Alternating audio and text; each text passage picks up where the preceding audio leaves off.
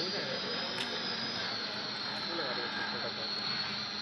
Frame में पता मेहनत लगती है ड्रिल करने में, लेकिन वो स्टेबिलिटी भी आती है।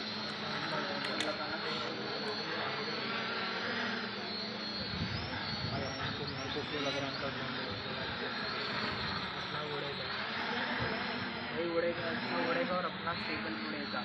मीटिंग में कैसा कैसे उड़ेगा और अपना स्टेबल उड़ेगा।